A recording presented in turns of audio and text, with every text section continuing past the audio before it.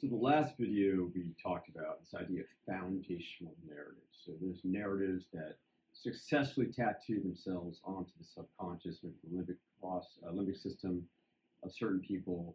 It affects the way that you see the world, it affects your biases, it affects your shared psychological orders, your imagined communities, if you will. Today, I want to talk about the difference between an idea of a foundational narrative in a narrative. And in this case, I'm talking about a quote unquote weaponized narrative or narrative as a tool in time of relative peace and as a weapon in a time of relative war. And so if you think about foundational narratives are the root system under the soil that you might not be able to observe easily looking at a tree on the ground. So again, this is where we get the idea of cognitive constructs, imagined communities, the sacred values, those unconscious biases. And then from there, we get the narratives. But to understand foundational narratives even further, I think, is that it tattoos themselves so well onto the subconscious mind to how we predict things that it's seemingly unassailable. It's seemingly the truth. It affects our decisions, our behavior. Sometimes people talk about it feels like gravity. And certainly, maybe it can be planted, maybe it can grow, but it takes a lot of effort and a lot of time. So above ground, we have what we call narratives. These are oftentimes, again, weaponized narratives in time of war.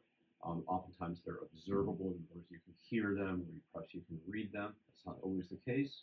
A narrative can also be like a war narrative or a guiding value, a guiding vision, maybe, in a particular campaign or for a corporation.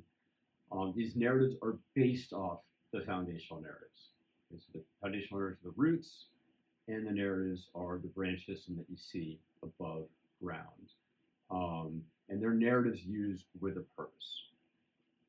So again, like we talked about from last time, once we went to foundational narratives, those foundational narratives allow these social constructs, allow these imagined realities.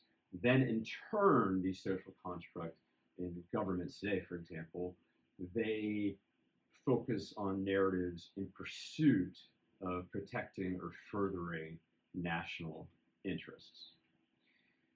So what exactly is a narrative? In this case, I'm going to talk about something we call a strategic narrative, which we'll get to in future videos about the word strategic, and there are many ways we can interpret that explosive word. Well, unfortunately, there are as many theorists in narratives as there are, there's as many theories of narratives as there are theorists of narrative. There are as many definitions of narrative as there are scholars of narrative. And you're really going back thousands of years where people talk about storytelling and talk about identity and purpose. And to make matters even more complex, we'll find that the very conception of what a narrative is going to differ from neighborhood to neighborhood and village to village. And it's going to differ not only in substance, but in style, its means. And oftentimes what we find is that only locals or native networks will be fluent in the seeming visceral, along with the logical, along with the seeming rational, along with those seeming irrational messages. So in other words, narratives are oftentimes localized. They reflect, again, aspirations, identity, challenges, and being able to understand and make sense of phenomena.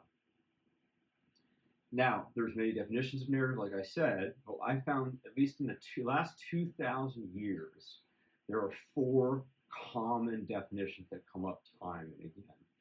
And the four most common definitions, if you will, that I found is that one, a narrative reflects identity. And so this reflects the identity of a community, of a nation, of a people. It expresses a group's accomplishments and challenges, ambitions. It can comprise what we would call deep-seated ideologies and belief systems, history, language, and oftentimes it emerges necessarily without necessarily conscious design. So the first one was identity. The second definition that is very common to this idea of studying narrative is that it provides a people meaning. And this may be especially important during developing events. It allows a community to gauge meaning, especially times of warfare and times of instability, in times of economic downturn. It allows a recognition amongst outsiders and neighboring communities of this differing meaning of who these people are. And this is created through trust and words and visual motifs and repetitive storytelling to strengthen, again, the meaning part of this idea of strategic narrative. Strategic narrative reflects identity, it offers a people meaning, it may also comprise one or more stories. Now, even that point is somewhat controversial. And if we're going to study the story, we're studying more than just a sequence of events. And whether it's stories that are told or stories that are written, if we're going to study a story, we have to study the content of the story, the storyteller, the storytelling craft, the means of transmission, how a story is received, how it's understood, how it then might affect behavior and decisions.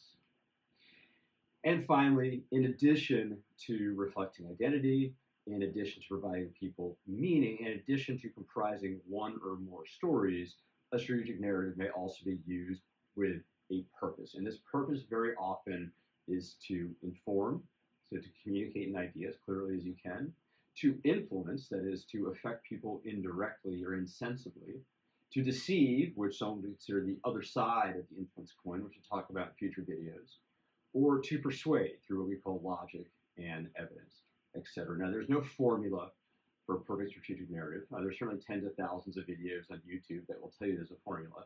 But we found no formula. I found no formula over the millennia that will always work.